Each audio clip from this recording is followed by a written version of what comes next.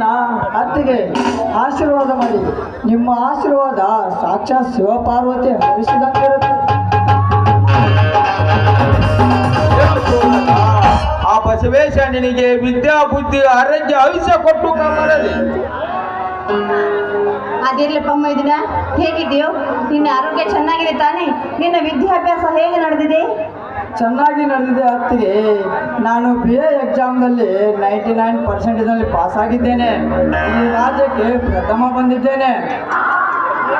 ನೋಡಿದ್ರೇನ್ರಿ? ಅಯ್ಯೋ ಅಯ್ಯೋ ನನ್ನ ರಾಜ, ಊರಲ್ಲಿರೋ ಯಾವ ಹುಡುಗಿಯರ ಕಣ್ಣು ನನ್ನ ಮೈದನಿಗೆ ತಾಕಬೇಕು.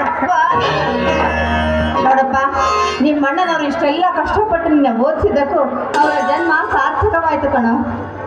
ನಿಮ್ಮ ಋಣ ಎಷ್ಟು ಜನ್ಮ ಎತ್ತಿದರೂ ತೀರಿಸಲು ಸಾಧ್ಯವಿಲ್ಲ ಅತ್ತಿಗೆ. ನೀವು ನನ್ನ ಪಾಲಿನ ದೇವರು ಇದ್ದಾಗೆ. ನಾನು ಕಾಲೇಜ್ ಫೀ ಕಟ್ಟಲು ಹಣವಿಲ್ಲದಿದ್ದಾಗ ಮಾಂಗಲ್ಯಕ್ಕಿಂತ ಮಗನ ವಿದ್ಯಾಭ್ಯಾಸ ಹೆಚ್ಚೆಂದು ನಿಮ್ಮ ಮಾಂಗಲ್ಯವನ್ನು ಹಣ ಇಟ್ಟ ತ್ಯಾಗಮಯನು. ಇದೇನು ಭರತ, ಚಿಕ್ಕ ಮಕ್ಕಳ ಹಾಗೆ ಕಣ್ಣೀರಿಡ್ತಾ ಇದೆಯಲ್ಲಪ್ಪ? ಹಾಗೆಲ್ಲ ಆಗಬಾರ್ದು.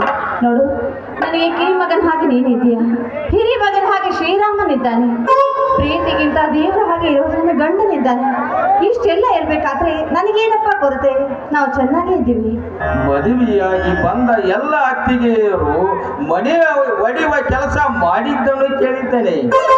ಆದರೆ ನೀನು ನನ್ನ ತಮ್ಮರನ್ನು ನಿನ್ನ ಹೊಟ್ಟೆಯ ಮಕ್ಕಳಂತೆ ಹೆಚ್ಚಾಗಿ ನೋಡುತ್ತಿರುವೆಯಲ್ಲ. ನೀನೇ ನನ್ನ ನಿಜವಾದ ದೇವತೆ. ಒಂದು ಹೆಣ್ಣು ಮದುವೆಯಾಗಿ ಗಂಡನ ಮನೆಗೆ ಹೋದ್ರೆ ಅಲ್ಲಿ ಮನವನ್ನ ಕೂಡಿಸುವ ಕೆಲಸ ಮಾಡ್ಬೇಕೆ ಹೊರತು ಮನೆ ಮುರಿಯುವ ಕೆಲಸ ಯಾವ ಹೆಣ್ಣು ಮಾಡಬಾರ್ದು. ಶ್ರೀರಾಮನನ್ನು ಕರೆಯಲು ಕಸಿದ್ದೆ, ಎಲ್ಲಿ ನಿನ್ನ ಅಣ್ಣ ಬರಲಿಲ್ಲ ತಾನೇ? ಬಂದಿದ್ದ ಅಣ್ಣ ದಾರಿಯಲ್ಲಿ ಸ್ನೇಹಿತರು ಸಿಕ್ಕರಂತ ಮಾತನಾಡುತ್ತಾ ನಿಂತು ಬಿಟ್ಟ. ನಾನು ಮನೆಗೆ ಬಂದು ಬಿಟ್ಟೆ. ಆಯ್ತಪ್ಪ, ನಿಮ್ಮ ಹಿರಿಯ ನನಗೆ ರೈತರಂದ್ರೆ ಪ್ರೀತಿ, ಇನ್ನು ನಿನ್ನ ಕಿರಿಯ ನನಗೆ ಸ್ನೇಹಿತರಂದ್ರೆ ಪ್ರಾಣ. ಇವರಿಬ್ರು ಮಾತಿಗೆ ಅಂತ ನಿಂತರೆ ಸೋಲೋ ಮಾತೇ ಇಲ್ಲ. ಇವ್ರು ಯಾರಪ್ಪ ತಡ್ತಾರೆ? ಸಂಬಂಧಿಕರು ಸಂಪಾದನೆಗೆ ಬೆಲೆ ಕೊಟ್ಟರೆ ರೈತರು ಸ್ನೇಹಕ್ಕೆ ಬೆಲೆ ಕೊಡುತ್ತಾರೆ.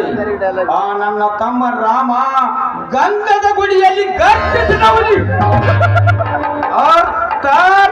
ಚಂಡ ಕಾರಿದ ಪುಣ್ಯ ರೈತ ಕಣೆ, ಪುಣ್ಯ ರೈತ. ನೋಡಪ್ಪ ಭರತ, ಅವನು ಬರೋದು ಇನ್ನು ಎಷ್ಟೊತ್ತಾಗುತ್ತೆ ಏನು? ಹಾಗೂ ನಿನ್ನ BA ಪದವೀಧರನಾಗಿದೀಯಾ, ಈಗ ಮುಂದೆ ಏನ್ ಮಾಡ್ಬೇಕಂತ ಇದೆಯಾ ಮಗು? ಅಣ್ಣ ಅತ್ತಿಗೆ, ನಾನು ಕಾಲೇಜಿನಲ್ಲಿ NCC ಕೋರ್ಸ್ ಮುಗಿಸಿದ್ದೇನೆ. ಇಂಡಿಯನ್ ಆರ್ಮಿಗೆ ಸೇರಲು ತಯಾರು ನಡೆಸಿದ್ದೇನೆ. ಸೈನಿಕನಾಗಬೇಕು ಎಂದು ತಿಳಿದುಕೊಂಡಿವೆ. ನನಗೆ ತುಂಬಾ ಸಂತೋಷ. ನಿನಗೆ ಹೇಗೆ ತಿಳಿಯುತ್ತದೆ ಹಾಗೆ ಮಾಡಪ್ಪ. ಸಾಮಾನ್ಯ ಸೈನಿಕನಲ್ಲಣ್ಣ, ಅಭಿನಂದನ ತರ ವೀರ ಸೈನಿಕನಾಗಬೇಕೆಂದರೆ ಏನೋ ಅವನ ಧೈರ್ಯ, ಏನೋ ಅವನ ಶೌರ್ಯ, ಎದುರಾಳಿ ಯುದ್ಧ ವಿಮಾನ ಹೊಡೆದು ಉರುಳಿಸಿದ ಚಾತುರ್ಯ. ಅಭಿನಂದನ್. ಆಗ್ಲಪ್ಪ, ನಿನ್ನ ಆಸೆ ಎಂತಿ ನೀನಾಗುವಂತೆ. ಏನ್ರಿ, ಇನ್ನು ರಾಮ ಬರೋದು ಎಷ್ಟೊತ್ತಾಗುತ್ತೆ ಏನು? ಪಾಪ ಹೊಟ್ಟೆ ಹಸ್ಕೊಂಡು ಬಂದಿರ್ಬೇಕು.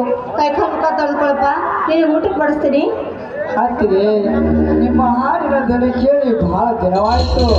ಈ ನಿನ್ನ ಮುದ್ದು ಮಗನಿಗಾಗಿ ಒಂದು ಗೀತೆ ಅತ್ತಿಗೆ. ಅಯ್ಯೋ ಅಯ್ಯೋ ನನ್ನ ನೀನು ಕೇಳಿದ್ರೆ ಇಲ್ಲ ಅನ್ನಕ್ಕಾಗುತ್ತೇನಪ್ಪ? ಆಗ್ಲಿ, ನಿನ್ನ ಆಸೆ ನಮ್ಮ ಸಲ್ವೇನ್ರಿ.